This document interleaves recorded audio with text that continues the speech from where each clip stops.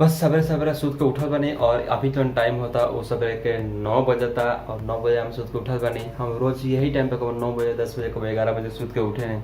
आप लोग बोलें कि काहे इतना लेट, लेकिन एक रीज़न में हम बताएं। जस्ट हम उठ के हाथ मुँह धोले बनी, फ्रेश हो गए बनी और एक बाद जन पहले दिन हमारा काम रही उ रही कि हम जन हमारा काम बा सब हम लिख के रखनी हमारे व्हाइट बोर्ड पर। ये सब हम लिख के रखें कब कौन काम करे के बाद। अगर आपके भी बोर्ड चाहिए तो वीडियो के डिस्क्रिप्शन में लिंक दिल जाकर वैसे ले सके नहीं।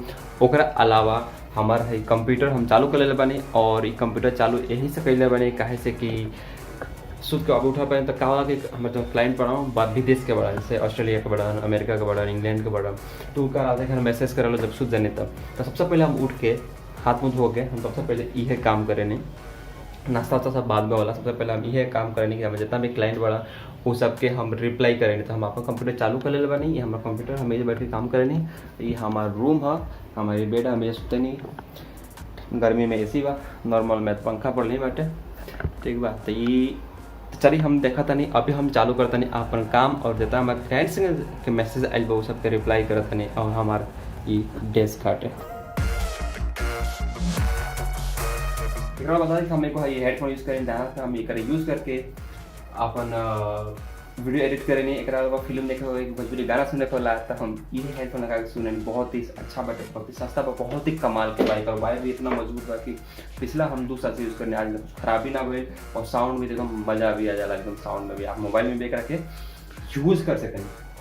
एक अलावा एगो है हमारे बाटे ये हटे मोबाइल होल्डर। एमें का होला कि हम जब काम करें तो वो मैसेज आयल कुछ के फोन चाहे कुछ फोन लगाओ पर जब कुछ करे पड़ल तो मोबाइल नीचे पड़ेला था अगर उठावे पड़ला तो हमारा बहुत मतलब कंटाला बुझला, बोरिंग बुझा। हम जा करें नहीं हमारा मोबाइल होल्डर है, हमें अपन मोबाइल के यहाँ रख देनी और मोबाइल पे जब भी जोन भी चीज़ करे होती है यही पर काम हो जाला। अगर आप ये किने के बाद वीडियो के डिस्क्रिप्शन में एक लिंक पर 3 सेकंड आप शायद 150 के आसपास अगर भाव भाव बुलबुल बने, लेकिन आप लगा लेकिन सबसे बहुत ही अच्छा बात हम यूज़ करेंगे और हमारी डेस्क पे ही रहेला।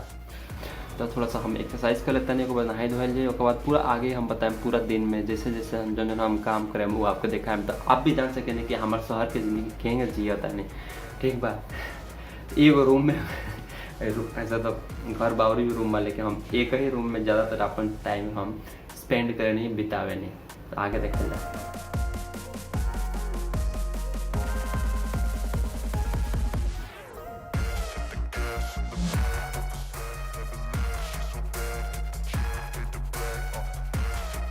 अब हो गए नहाए के टाइम तो चलते नहाए ओकर बाद काम करल जाइए। ओकर बाद शनिचर काम तनी कम बाटे तो कुछ शॉपिंग करे जल्दी घर के सामान ले जल्दी मॉल में जाए के बाद तो अब चलता नहीं नहाए।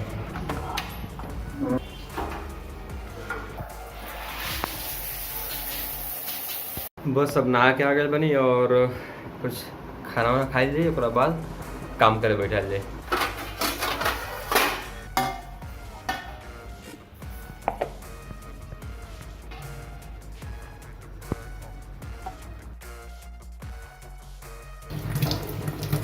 ये हो गल मीठा रोटी सब्जी आम।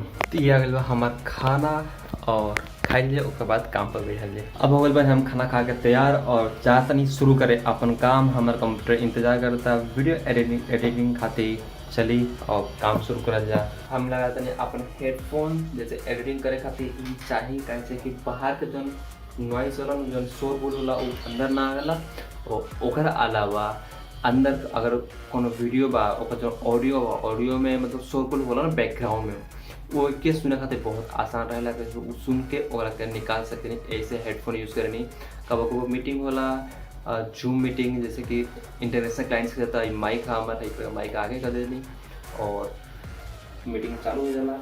एक वाला है ये वायर है, देखिए कितना बड़का वायर है अंदर बहुत लंबा, हमारे घर से 3 मीटर का वायर बैठे। तो अगर आपकी वीडियो अगर आपकी ये हेडफोन चाहिए अपना गाना सुनने खातिर या कुछ आपके भी ऐसा कुछ काम बा तो मोबाइल में कम लैपटॉप में और डेस्कटॉप तीनों में ला सकेला, आप एक यूज़ कर सके।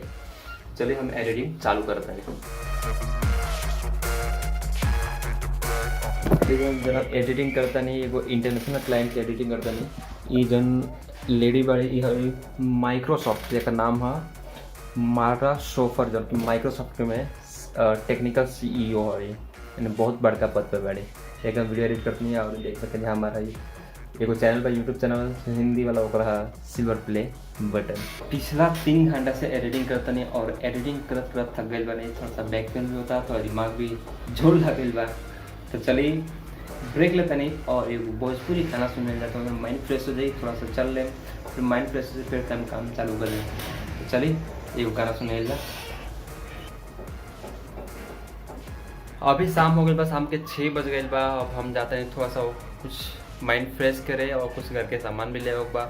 और आज है शनिचर यानी शनिवार है, तो आज हनुमान जी के दिन है। हम हर शनिवार या मंगलवार के हनुमान जी के दर्शन करने जानी, और कहाँ जानी ये सस्पेंस बा, हम आपको देखा होते हैं। दुनिया का सबसे फेमस जगह वो है, हम दर्शन करने जाता नहीं और वो जगह आपको देखा होते हैं। तो शाम के 6 बजे के बाद चलते हैं, कुछ सामान ले बा और दर्शन करें, फिर सामान ले जाए। बस हम चल रहे बने मंदिर के रास्ता में बनी, और अभी हम अपने गाड़ी पर बनी और बारिश चालू हो गई बा। तब मंदिर जाए, श्री हनुमान जी के मंदिर जाए और हनुमान जी का दर्शन करें। और आपको बता दी कि जो जगह बा न वो बा, रोक के दिखा देते हैं डायरेक्ट। और हम अगल में दुनिया के सबसे बड़ा cricket stadium Narendra Modi stadium Ahmedabad में भाई पूरा जो घूमत है, ये पूरा स्टेडियम का ही एगो पार्ट है। भाई छोटा सा ग्राउंड बा, बड़ा ग्राउंड बा। बस हम वो जाता नहीं और ये जगह एगो हनुमान जी का मंदिर बा, दर्शन कराए बने। हम रेगुलर आवे नहीं, और आपको क्या होगा बताएं कमेंट करके। बस स्टेडियम और बस हम जाता नहीं, और आपके नजदीक से स्टेडियम के नीचे से वीडियो बना के दिखाएं। मागल बनी हिजक मंदिर पर, ये मंदिर है 90 साल पुराना मंदिर है श्री हनुमान जी के। और ऊपर बाटे क्रिकेट स्टेडियम, पूरा मंदिर है जो कि 90 साल पहले स्थापना भर है, आज पूरा 90 साल हो गए। और अभी मंदिर पर काम चलता है, इससे थोड़ा सा अभी छोटा हो गया, टूट गया बा, लेकिन बहुत अच्छा मंदिर है और बहुत सारा भीड़ है क्रिकेट स्टेडियम।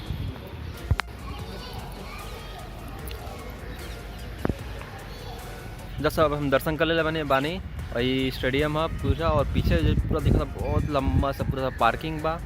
ये मेन ग्राउंड है और है ना छोटा छोटा ग्राउंड जहाँ पे सब प्लेयर्स आके प्रैक्टिस करेला। मतलब भाई जो बाउंड्री बा, एक बाउंड्री के पीछे बा साबरमती नदी। तो बस सवेरे से इतना से सब चीज़ हो गई बा, पूजा हो गई बा। अब चल लिए कुछ सामान ले बा घर खातिर, तो लिया ली भाई बहन मॉल में शॉपिंग करते करके कुछ सामान लेता नहीं, तो शॉपिंग वहीं पे घर जाएंगे। बस शॉपिंग हो गई बा, आप चाहिए घर है ही रहा मॉल पूरा। ये जो शॉपिंग कर रहे हैं डी मार्ट वाला है, आप जाते नहीं घर है। हमारे जो नाइट बल्ब बा वो फ्यूज हो रहा, तो डी मार्ट से मॉल से को ले लिया, अगर हम चेंज करते नहीं। अब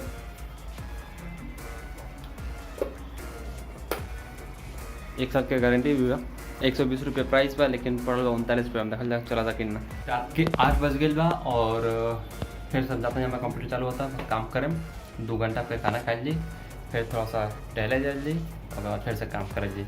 और आपके बता दें कि हम सवेरे लेट क्या उठे नहीं, लेट यही से उठे नहीं, कैसा कि हम रात भर यानी रात के 3 बजे ले हम काम करे नहीं, और 3 बजे ना तो 4 बजे सूते नहीं।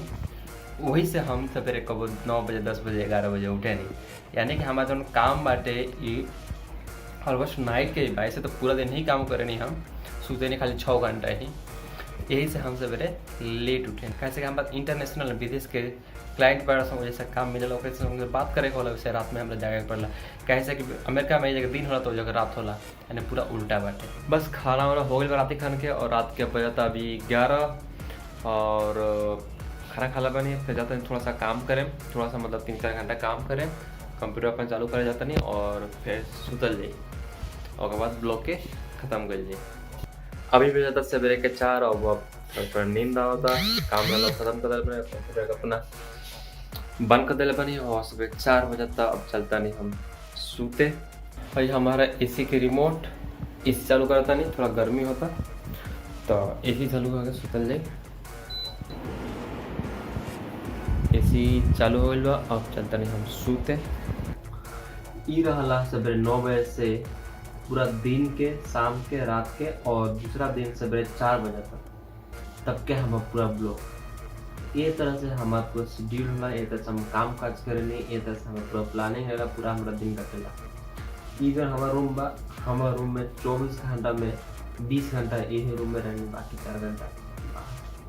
तो बस आज के ब्लॉग में इतने बा, कल मिलेंगे फिर से एक नया ब्लॉग में। अगर ये ब्लॉग पसंद आए लोग के, ये वीडियो पसंद आए लोग के, तो वीडियो के लाइक कर दी, कुछ सुझाव कुछ कमेंट बात आप कमेंट करके बताएं। और भी भोजपुरी भाषा में वीडियो देखे खातिर ब्लॉग देखे खातिर चैनल के वीडियो सब्सक्राइब कर दी। और ये रहा हमारे शहर के ज़िंदगी गुजरते ज़िंदगी। लाइट बंद करें, बहुत ज़्यादा नींद आता।